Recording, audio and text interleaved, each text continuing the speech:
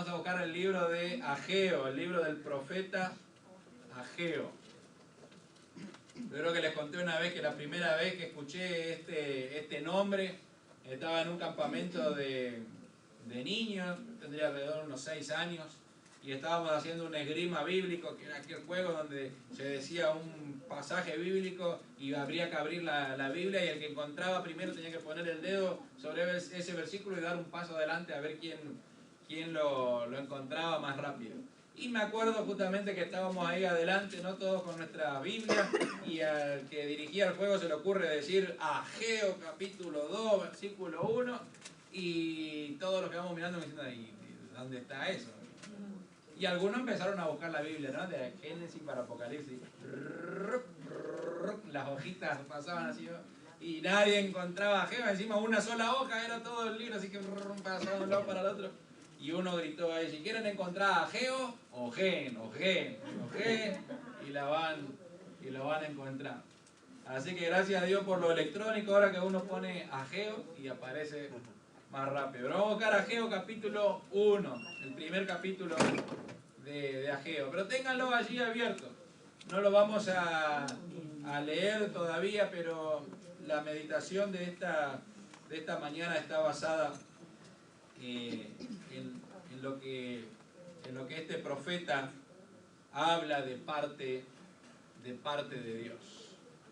Muchas veces cuando pensamos en los profetas, y quizás tiene que ver mucho por el énfasis que hoy se le da a la palabra, no es una palabra moderna, pero muchas veces se pone de moda en determinados momentos, ¿no? Seguramente usted habrá escuchado mucho de muchos profetas actualmente.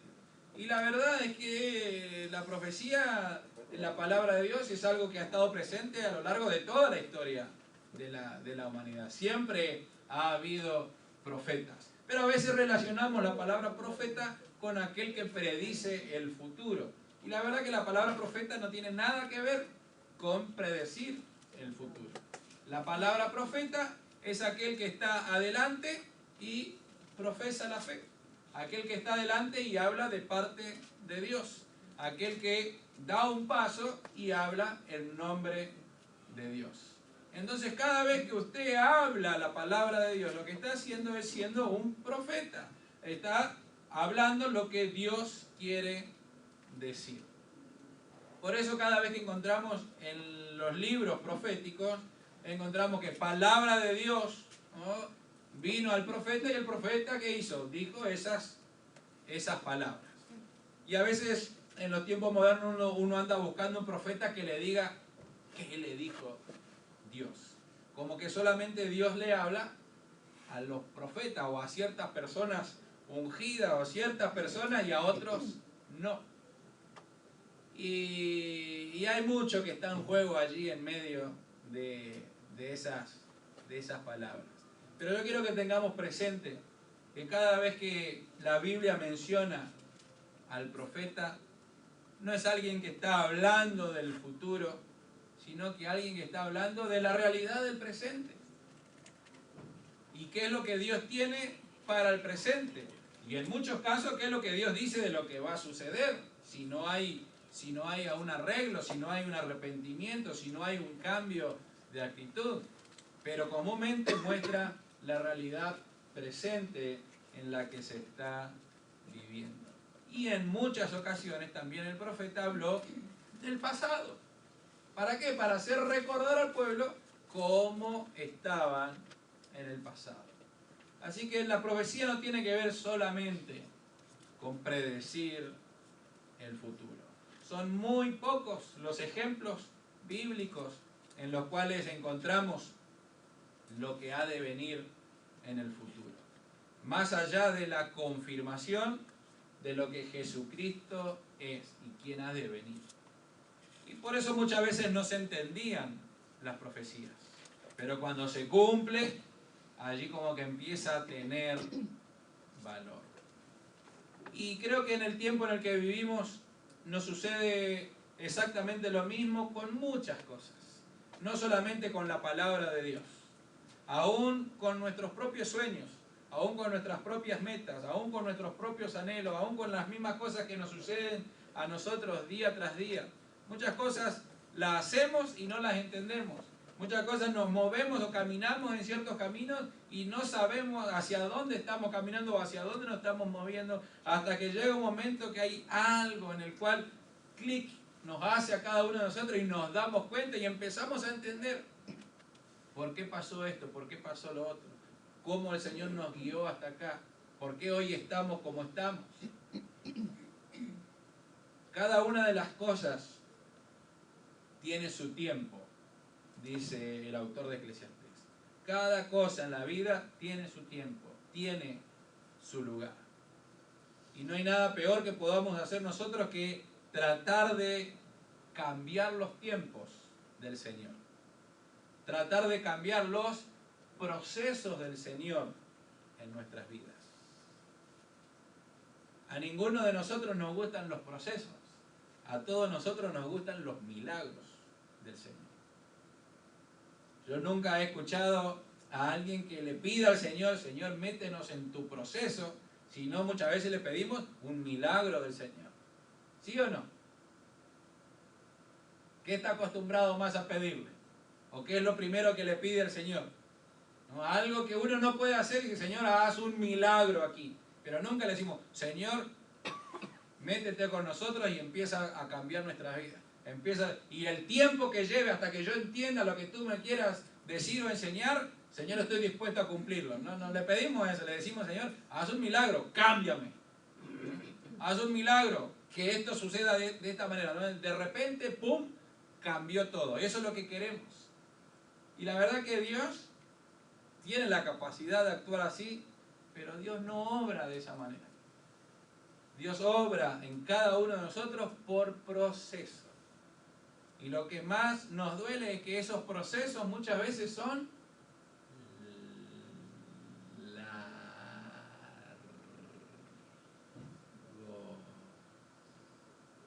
Y queremos apurar al Señor. Señor, ya lo entendí, haz la obra. Y todavía no. Todavía no. A cada uno de nosotros como personas, a nosotros en relación de la familia, a nosotros como iglesia, a nosotros como una comunidad, a cada uno de nosotros como una nación en la que estamos viviendo. En cada aspecto de nuestras vidas necesitamos un proceso. Si no, fíjense en esta ley que hace tanto que se está, ¿no?, pidiendo y moviendo y promulgando y diciendo, bueno, a ver cuándo va a salir por fin una ley que ampare a todos los inmigrantes aquí en los Estados Unidos. Y nunca ha sucedido de un día para el otro. ¿Cuántos años lleva este proceso y cuánto más llevará? Aunque hay un momento en el cual hace un clic y parece que cambia el giro, cambia la dirección en la que está teniendo. Pero justamente todas las cosas llevan un proceso. El tema es cómo enfrentamos esos procesos. Cómo esperamos esos procesos. Cómo caminamos con el Señor, aun cuando parece que no se está cumpliendo lo que nosotros queremos, lo que nosotros deseamos. Cada uno de nosotros tiene metas en su vida. El día de, mañana no, el martes, como decíamos, los más jovencitos comienzan una vez más la escuela, comienzan las clases. Y comienzan algo que en algún momento lo quieren terminar. ¿No? Tienen unas metas. Y quizás la meta sea, terminar bien este año que hemos comenzado. Pero al mismo tiempo tienen una meta superior que es poder terminar lo que está por delante, ¿no? Si están comenzando, empezando a ir al kinder, ¿no? Ya tienen un día yo quiero llegar a primer grado. La Pili va primero, ¿no? ¿Sí? Ya está una vieja, ¿no? Ya pasó toda una etapa de la vida, ¿no? Ya entra primero y siente que superó gran parte de la vida. Y uno dice, mira todo lo que te falta todavía, ¿no? Y se encuentra con uno de sexto y lo mira así como diciendo, wow, cuando llegue a sexto, ¿no? Cuando vaya al middle school, cuando vaya al high school, ¿no? Y después ya cuando vaya a la universidad, y después cuando me case, y ahí ya, no, eso es para los viejos, ¿no? Y entonces uno tiene etapas o metas cortitas y otras metas que son a largo plazo. Pero no solamente los niños tienen metas, todos tenemos metas. Aunque puede ser que por ahí nosotros nos hemos olvidado de muchas, puede ser que nosotros hayamos descartado muchas, puede ser que nosotros hayamos cortado, ¿no? Arrugado y tirado a la basura un montón de metas que teníamos como vida. Pero aún así seguimos teniendo metas en nuestras vidas. Todos tenemos alguna meta. Y si no, este es el momento para compartir alguna de ellas. ¿Tiene alguna meta? ¿Tiene algo que usted quiere alcanzar? No importa si a corto plazo o a largo plazo. Y vamos a ver que todos tenemos metas. ¿Sí? ¿Usted quiere bajar de peso? ¿Sí o no? Ahí ya agarré a unos cuantos. Y no sé por qué son las mujeres las que más... Por los varones no necesitamos bajar de peso porque estamos en el peso ideal. ¿Sí? Hemos corrido en el campamento, hemos jugado en el campamento y estamos como si nada. Como si nada, como que nos sacaron el cuerpo, ¿no? Pero quiere bajar peso. ¿Cuánto quiere bajar? ¿Cuántas libras? A ver. 45, escuché ¿cuánto? Nadie dice nada. 100 dijo que es. ¿Cuántas? 100 dijo que es. 100. ¿En cuánto tiempo? No, es lo que vamos a estar 100. No, usted está hablando él. 100 libras hay que bajar. Está bien, pero a veces cuando no tenemos un tiempo, nunca lo empezamos, ¿no? ¿En cuánto bajamos las 100? Claro, hay que ser realista, porque uno dice, yo quiero bajar 100 libras en una semana. Y uno dice, en 2 años. O en 2 años. Muy bien, una meta, ¿no? 2 años, bajar 100 libras. ¿Es posible? Sí. Hay que hacer algunos cambios, seguramente, pero es posible. 100 libras en 2 años. ¿Sí? ¿Qué otra meta? ¿Alguno está entrando a estudiar o no? No me diga que no tienen meta en su vida, porque si no tenemos meta en nuestra vida no vamos a ningún lado. Ese es el tema. Si uno no sabe a dónde va, cualquier bus le lleva. Algunos tienen meta de, no sé, de casarse, ¿sí o no? No. ¿Algunos tienen meta de tener hijos? No. ¿Con 2 suficiente, Janelsi? Sí. La meta es 2 y ahí estamos. ¿Sí? Después del segundo vemos si hay otra meta. No, ya está descartado bien. Bueno, ¿qué meta? Vamos. Porque si no tenemos meta no podemos hablar del tema que vamos a hablar el día de hoy. Si usted no está queriendo alcanzar nada, no sirve de nada que compartamos el día de hoy. Por una sencilla razón de que tiene que ver con qué es lo que estamos buscando, qué estamos queriendo alcanzar. Como familia no tienen ninguna meta. Con sus hijos, con sus nietos, con sus casas, con sus carros, como decía hoy. Por ahí la meta no es una cosa que... La meta es esta semana limpiar la casa. Por ahí la meta es, bueno, esta semana tengo que cortar la grama. Esta semana hay que poner en orden todo el escritorio. Ahí, bueno. Por eso digo, todos tenemos metas. Algunas son pequeñitas, otras son más grandes. No tiene que ver con un orden de importancia, de grandeza. Tiene que ver con que si sabemos qué es lo que queremos hacer, no tenemos que poner un tiempo para hacerlas. Porque si no le ponemos tiempo, si no le ponemos fecha, no le ponemos algo concreto a aquello que queremos alcanzar, jamás lo vamos a alcanzar. ¿Por qué? Porque no lo estamos buscando realmente. Lo único que estamos haciendo es desear algo. Y nosotros somos especialistas en desear algo. Dentro de muy poco vamos a llegar a fin de año. Como todos los años, ¿no? Llegamos a fin de año Llega Año Nuevo y se vienen las resoluciones de Año Nuevo. Las resoluciones de Año Nuevo son aquellas que el 2 de enero ya decidimos no cumplirlas, ¿no? Que como digo, va a ser muy, muy difícil. El 31 las decimos, el 1 como diciendo, bueno, mañana empiezo, y al otro día, ya son muy complicadas. Pero somos especialistas en pensar, en soñar, en desear, y nos hace tan bien ese momento nada más de desearlo que ya creemos que es suficiente. Somos felices con la meta que nos proponemos, pero no nos damos cuenta del esfuerzo que necesitamos hacer para alcanzar aquellas metas. ¿Sí o no? ¿Estoy equivocado o estoy en lo cierto? Le voy a mencionar por lo menos 3 cosas que no nos permiten alcanzar las metas que nos proponemos. La primera de todas tiene que ver con añorar el pasado. Cuando siempre estamos mirando para atrás, nunca avanzamos hacia las metas que tenemos. Añorar el pasado. Muchas veces añoramos el pasado. Muchas veces caminamos, en el mejor de los casos, caminamos hacia adelante mirando hacia atrás. Y todos nosotros sabemos que es muy peligroso caminar en una dirección mirando hacia el otro lado. Sabemos que debemos avanzar hacia aquel lugar, pero avanzamos mirando todo nuestro futuro, nuestro pasado. Avanzamos mirando todo lo que hemos dejado. Y no solamente lo que hemos dejado, sino como diciendo, qué bueno que era. Lo que le pasó al pueblo de Israel cuando salió de Egipto. 40 años dando vuelta en el desierto. ¿Y qué hicieron durante esos 40 años? En Egipto estábamos mejor.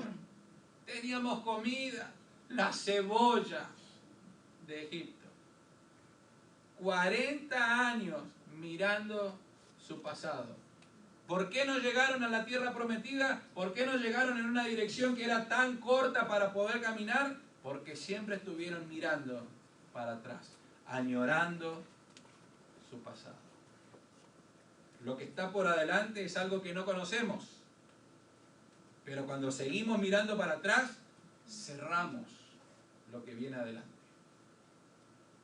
Lo que está por atrás, ¿no? Como dice el dicho, de mejor malo, ¿cómo es? Malo conocido que bueno por conocer, ¿no? Como diciendo, mejor me quedo con esto. ¿Escuchó alguna vez en su país esta frase de todo pasado fue mejor? Y muchas veces vivimos con ese concepto.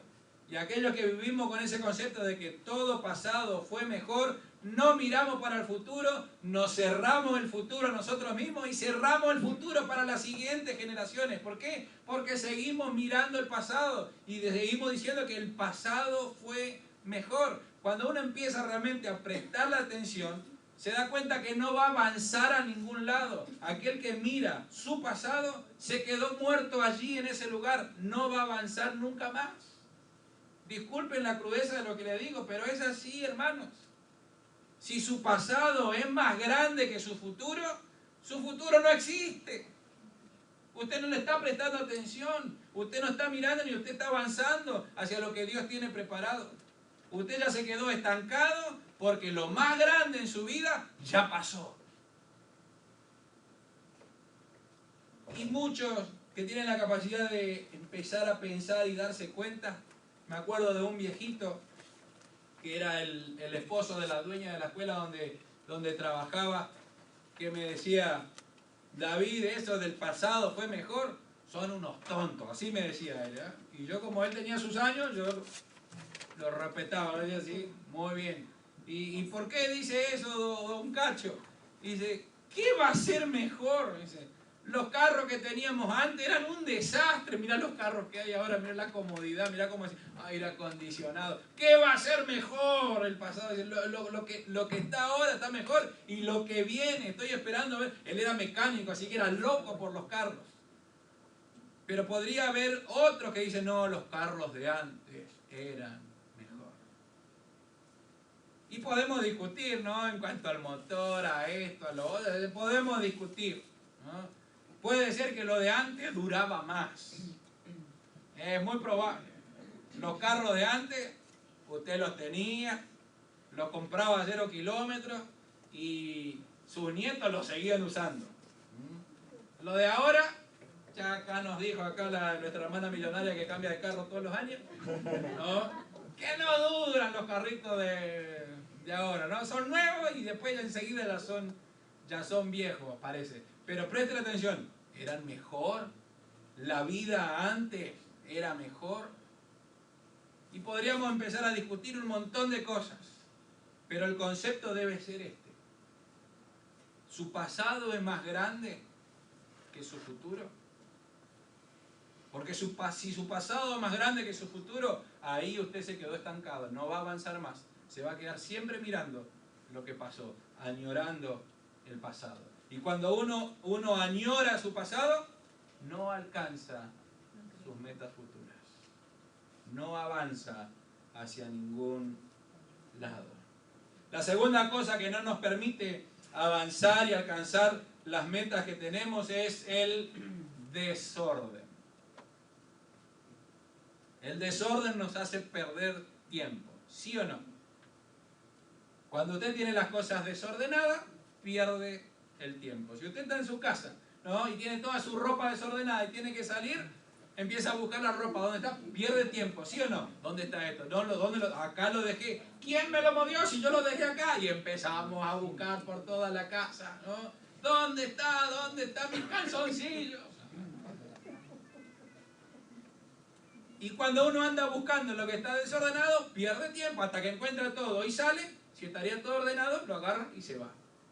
Entonces, el orden nos ayuda a ganar tiempo. El orden nos ayuda a avanzar mucho más rápido. Cuando uno está desordenado, pierde mucho tiempo. Cuando uno está desordenado, no avanza hacia donde debe avanzar. Y así como el ejemplo de la casa y la ropa desordenada, si nuestra vida está desordenada, no avanzamos. ¿Por qué? Porque tenemos tantas cosas que tocar, que acomodar, que ver, antes de hacer lo que debemos hacer, o lo que queremos hacer, que no lo hacemos. ¿Por qué? Porque ya antes de arrancar, ya estamos cansados. Cuando decimos en algún lugar, tengo que ir hasta allá, ¿no? Y para eso, ¿qué tengo que hacer? Me tengo que bañar y cambiarme. Y hasta que encuentre toda esa ropa, ¿no? Y si lo llego a hacer, ya antes de salir ya estoy cansado, ya es tarde, ya no vamos. El desorden no nos permite avanzar, el desorden no nos permite ir hacia adelante.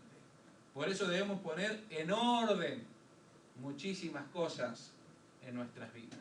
Ordenar nuestras vidas. Eso es lo que todo padre le dice a sus hijos, ¿sí o no? Cuando éramos hijos nos habrán dicho eso también nuestros padres. Y ahora que somos padres, nos desquitamos con nuestros hijos y les decimos que tengan las cosas ordenadas. El día de ayer fue un día de orden en nuestra casa. Milagrosamente vimos que había una cama en la pieza de Florencia. Había una cama. Y de enfrente un escritorio. ¡Wow! Y detrás de unas cosas que había, que no iba a decir qué, porque esa era culpa mía, ¿eh? Había un placar donde se podían guardar cosas.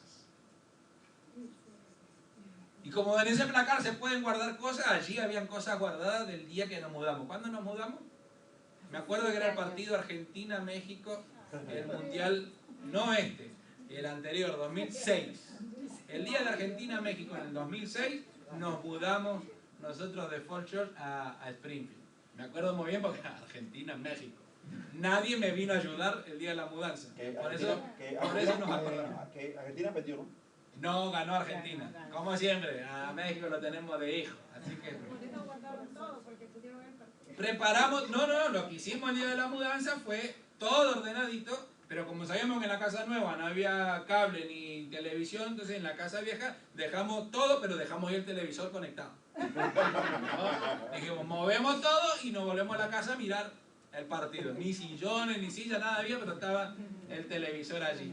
Pero cuando llegamos a la casa ya era la hora, no llegábamos por el churro a ver el partido, así que empezamos a averiguar a todo, nadie contestaba teléfono ese día hasta que un argentino piadoso dijo, vení para acá, y ahí llegamos y ya estaba 1-0 ganando México. Fue el gol rapidito. No es cuestión del partido, pero desde ese día hay cajas y cosas adentro de ese placar. Por un lado podríamos decir que está ordenado. ¿Por qué? Porque está todo ahí en el placar. No molesta. Pero la verdad es que sí molesta. Porque las cosas que tendrían que estar ahí no entran. Anda por afuera, ¿no? Y esa es la excusa que tenía Florencia, ¿no? Mi pieza está desordenada porque ahí adentro. Bueno, ahora le sacamos todo. O la mitad por lo menos. ¿No? Falta todavía. Pero ahora va a tener que tener en orden. ¿Por qué? Porque lo nuevo tiene que entrar en aquel lugar y hay que sacar lo viejo para que pueda haber lugar. Como era muy grande el trabajo que había que hacer el día de ayer, yo me fui a otro lugar, fui a visitar unos amigos y que las mujeres pongan en orden las cosas. Cuando llegué me hicieron subir al altillo todo lo que había que subir y ordenar. Pobre altillo, un día se nos va a venir abajo. El desorden nos hace perder el tiempo y el desorden no nos deja avanzar a nuestras metas. ¿Se acuerda lo que dice el autor de Génesis al principio? ¿Cómo estaba la tierra? Desordenada y vacía.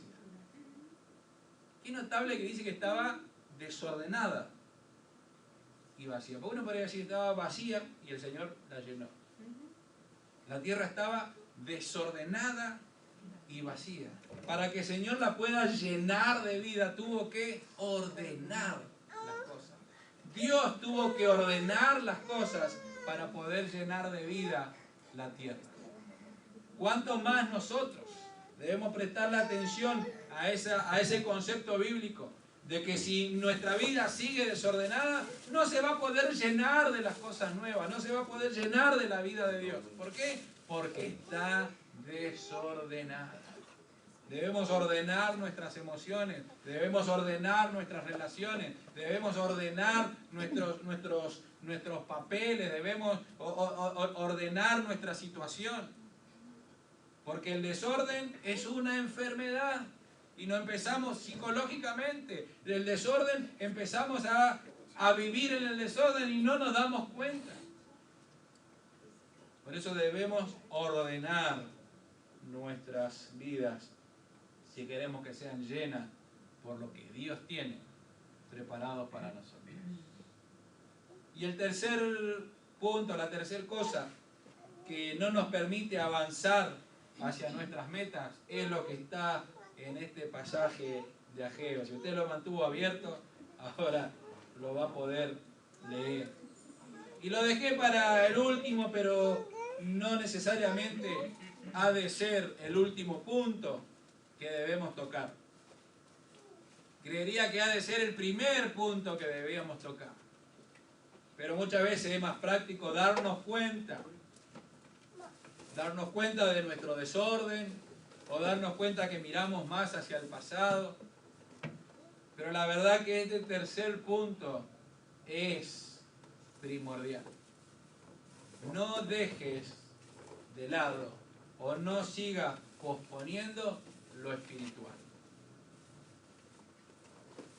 No avanzamos hacia nuestras metas porque todavía posponemos las cosas espirituales. Lo que le pasaba en este tiempo, que el profeta Ageo tenía que profetizar, era lo siguiente. Fíjense, ahí en el versículo 1 dice, bueno, el primer día del mes sexto del segundo año del rey Darío, vino palabra del Señor por medio del profeta Ageo a Zorobabel, hijo de Salatiel, gobernador de Judá, y al sumo sacerdote Josué, hijo de Josadac. Bueno, hasta todo esto es como para ubicarnos en el tiempo, ¿sí? De cuándo sucedió esto. Pero el versículo 2 es donde nos empieza a aclarar qué es lo que dijo el Señor. Así dice el Señor Todopoderoso. El pueblo alega que todavía no es el momento apropiado para ir a reconstruir la casa del Señor. Repito, versículo 2. Esto es lo que dice el Señor. El pueblo alega, todavía no es el momento apropiado para ir a reconstruir la casa del Señor. También vino la palabra del Señor por medio del profeta Ageo. Versículo 4. ¿Acaso es el momento apropiado para que ustedes residan en casas techadas mientras esta casa está en ruinas? Fíjense ahí cómo hay un enfrentamiento. El pueblo dice, todavía no es el tiempo apropiado. Y Dios dice, ¿acaso es el tiempo apropiado para lo que ustedes tienen planeado? Así dice el Señor Todopoderoso. Reflexionen sobre su proceder. Ustedes siembran mucho, pero cosechan poco. Comen, pero no quedan satisfechos. Beben, pero no llegan a saciarse. Se visten, pero no logran abrigarse. Y al jornalero se le va el salario como por saco roto. Así dice el Señor Todopoderoso. Reflexionen sobre su proceder. Reflexionen sobre su proceder. Vayan ustedes a los montes, traigan madera y reconstruyan mi casa.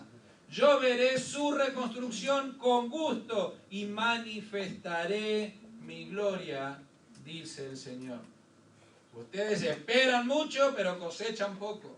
Lo que almacenan en su casa, yo lo disipo de un soplo. ¿Por qué? Porque mi casa está en ruina, mientras ustedes solo se ocupan de la suya.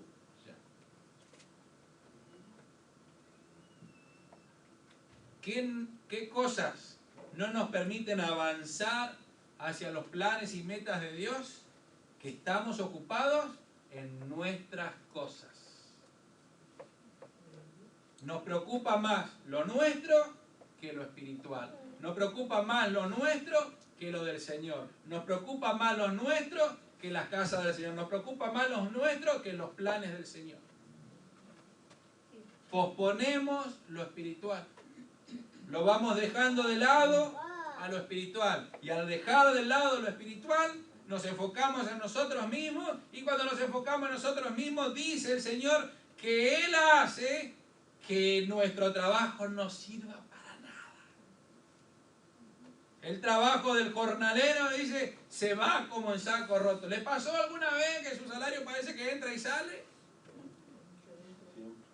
¿Les pasó alguna vez que piensa que no le alcanza? ¿Le pasó alguna vez que, como dice aquí, ¿no? Ustedes siembran todo, pero cuando llega el momento de cosechar, no hay cosecha. Comen, pero no se sacian. Beben, ¿no? Pero no se sacian. Se ponen ropa, pero no se sienten abrigados. Siempre está faltando algo. ¿Por qué? Porque están preocupados por sus cosas, por sus propias cosas. Aquel que se preocupa por sí mismo jamás está satisfecho, siempre quiere algo más. Y el Señor les dice, ustedes creen y dicen que todavía no es el tiempo. Acá el pasaje dice de reconstruir la casa del Señor. Estaba totalmente en ruinas el templo. Pero no solamente tiene que ver con la reconstrucción física del templo, tiene que ver por la actitud y la preocupación que el pueblo tenía. Estaban más preocupados en ellos mismos que en las cosas del Señor. Por eso dice el Señor, no alcanza nunca. ¿Les parece bien, dice, que ustedes vivan en casas techadas mientras que este templo está totalmente en ruinas? Y a veces uno podría llegar a discutir, ¿está mal que vivamos bien? No, mientras sea un regalo del Señor. Pero si tu preocupación está lo tuyo antes que las cosas del Señor, hay algo que está desordenado. Y nunca vamos a alcanzar a conocer los planes de Dios para nuestras vidas mientras nuestra vida esté desordenada y mientras no le prestemos atención a las cosas espirituales. Comúnmente pensamos, lo espiritual puede esperar. Es el concepto de todo ser humano. Nace y dice, lo espiritual ha de esperar. ¿Para qué? Para cuando sea viejo. Ahí me voy a dedicar a las cosas espirituales. Ahí me voy a dedicar a las cosas que tienen que ver con Dios. Ahí me voy a dedicar a las cosas que tienen que ver con la iglesia. Mientras sigamos posponiendo lo espiritual, no vamos a avanzar hacia las metas del Señor. Y yo sé que el Señor nos está hablando a cada uno de nosotros. Y especialmente Dios nos habla a los que estamos. Uno podría hablar de los que no estamos. Como decía nuestro hermano Israel, ¿no? Bueno, hay algunos que no están. El que no está, no está. Y el que está, está. Mire qué concepto tan profundo, ¿no? Pero comúnmente tenemos que pensar en lo que estamos. ¿Por qué? Porque lo que no están son reflejos de lo que estamos. La falta de compromiso es un reflejo de la falta de compromiso. La falta de oración es un reflejo de la falta de oración. Por eso debemos hacer un cambio en escuchar lo que el Señor dice y en actuar en lo que el Señor dice. Déjenme hacerle un par de preguntas. Durante todo este año hubo un énfasis muy fuerte en qué debemos hacer nosotros acerca de las misiones. ¿Cuál es el privilegio que el Señor nos está dando de participar en el campo misionero? Teníamos un desafío de escuchar al Señor y responder al Señor lo que Él nos está diciendo. Había una meta. La siguió. La trató de hacer. La volcó en algo escrito. Lo puso en algo concreto y decirle al Señor, sí Señor, por aquí vamos. O quizás lo del Señor quedó pospuesto. Quizás lo del Señor se corrió para más adelante. Quizás el Señor le dijo en algún momento, bueno, vamos a hacer esto. Puso el deseo en su corazón de ayudar acá o allá, ¿pero qué? Pero no lo hizo. ¿Por qué? Porque lo pospuso. Y quizá uno pospuso lo espiritual porque añoró el pasado, porque está en desorden, y todas esas cosas no lo dejan avanzar, entonces termina posponiendo lo espiritual. Y al posponer lo espiritual, nos quedamos donde estamos.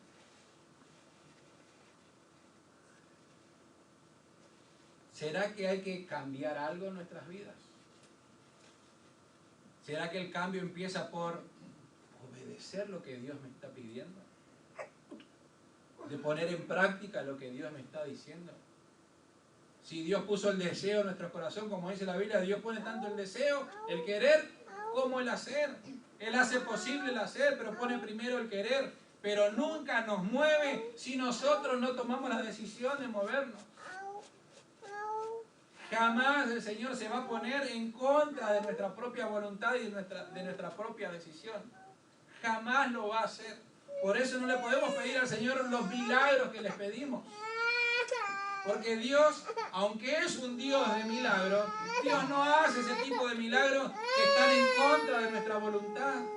No le podemos pedir al Señor un milagro de un compromiso de todos si yo no estoy comprometido. No le puedo pedir un milagro de que otros sean alcanzados por el Señor si yo no estoy comprometido en poder hacerlo. No le puedo pedir un milagro de que crezcan las finanzas de la iglesia si yo no estoy comprometido con las finanzas de la iglesia. No le puedo pedir al Señor que crezca el ministerio de los niños o el trabajo que se está haciendo, que pueda haber una segunda persona trabajando, cubrir todos los domingos, si yo no estoy comprometido a poder hacerlo. No le podemos pedir al Señor milagros que no estén en nuestro compromiso. No podemos pedir al Señor milagros de cambios si yo no estoy dispuesto a cambiar. Por eso cada uno puede saber qué es lo que le está pidiendo al Señor. Pero antes de saber eso, tiene que saber qué es lo que el Señor nos está pidiendo a cada uno de nosotros. Y cada vez que miramos a ver qué hace el otro, es porque estamos desordenados. Cada vez que miramos, bueno, si el otro lo hace, lo hago, estamos desordenados. ¿Por qué? Porque mi relación con el Señor tiene que ser, yo obedezco. ¿Se acuerdan cuando hablaban al Señor y Pedro? Y Pedro se acerca al Señor y dice, Señor, ¿qué va a pasar con este? Hablando de Juan, que era el más jovencito, ¿qué va a pasar con él? Y el Señor se lo dijo, según la Reina Valera, en un tono muy cordial, muy bíblico. Pero la verdad lo que el Señor le dijo es, ¿y a vos qué te importa? ¿Qué te importa lo que hace el otro? Si yo quiero hacer esto con él, es cosa mía, dijo el Señor. Si yo quiero que avance, eso es cosa mía. Tú encárgate de hacer lo que te pedí. Ama y apacienta mis ovejas. Cada uno tenemos una responsabilidad con el Señor. Y a mí me gustaría que antes que lleguemos a fin de año, cada uno de nosotros hagamos lo que el Señor le dice al pueblo cuando el profeta Ageo está profetizando. Son 2 palabras que les pide, 2 cosas que le dice que hagan, y con esas 2 ha de cambiar la situación. La primera de todas, y le dice 2 veces en el versículo 5 y en el versículo 7, dice, reflexionen sobre su proceder. ¿Quiere uno alcanzar las metas del Señor? Lo primero que debe hacer es reflexionar ¿sobre qué? Sobre su proceder. Debemos reflexionar. ¿Qué es reflexionar? Pensar, meditar, evaluar, fijarse, prestarle atención. ¿Pero en qué dice que hay que reflexionar? ¿En el proceder de los otros o en su proceder? Cada uno de nosotros debemos mirar para adentro y reflexionar en mi proceder. ¿Cómo estoy haciendo las cosas? ¿Cómo las estoy haciendo las cosas? ¿Será que me sucede lo que dice el Señor? De que bebo y no me sacio. Me abrigo pero no alcanzo a cubrir la necesidad. Reflexionar sobre el proceder. No quiero decir de ninguna manera de que si nos vas bien es porque estamos bien con Dios y si nos vas mal es porque estamos mal con Dios, porque la Biblia de ninguna manera habla así. Pero el Señor sí está diciendo, reflexione de su proceder. Y después de reflexionar el proceder, el Señor dice, y ahora reedifiquen mi casa. Vayan al monte y se traigan la madera y reedifiquen mi casa. No pasa solamente con reflexionar y decir, sí, este es mi error. Y quedarme allí. Quedarme con un análisis y decir, este es el error. No avanzamos por esto, por esto, por esto. No alcanzo mis metas por esto, por esto, por esto. Ese es el primer paso, es necesario hacerlo. Pero lo segundo es, bueno, ahora comienzo a reedificar y empezar a caminar hacia la meta de lo que Dios está pidiendo. No pospongamos las cosas del Señor, no pospongamos las cosas espirituales. Cada vez que en nuestra vida hemos dejado las cosas del Señor para después, hemos arruinado parte de nuestra vida. Por eso prestémosle atención a las cosas del Señor. Versículo 13 dice, entonces Ageo, el mensajero, comunicó al pueblo el mensaje del Señor diciendo, yo estoy con ustedes, yo el Señor lo afirmo. Si reflexionamos sobre nuestro proceder, si reedificamos las cosas del Señor, unos versículos antes dice el Señor que mirará con agrado la reconstrucción del templo. Y eso honrará al Señor. Y dice el Señor, y allí mostraré mi gloria. Ahí se verá el milagro que muchas veces esperamos. Pero el milagro viene recién cuando reflexionamos y cuando comenzamos a reedificar aquellas cosas que nosotros mismos hemos dejado que se vayan arruinando, que estén en ruina de nuestras vidas. No anhelar el pasado, no añorar el pasado, ordenar lo que haya que ordenar, reflexionar en las cosas espirituales y reedificar nuestra vida espiritual. Y el Señor lo promete: yo estoy con ustedes, dice el Señor. Así lo afirmo. Que el Señor nos bendiga.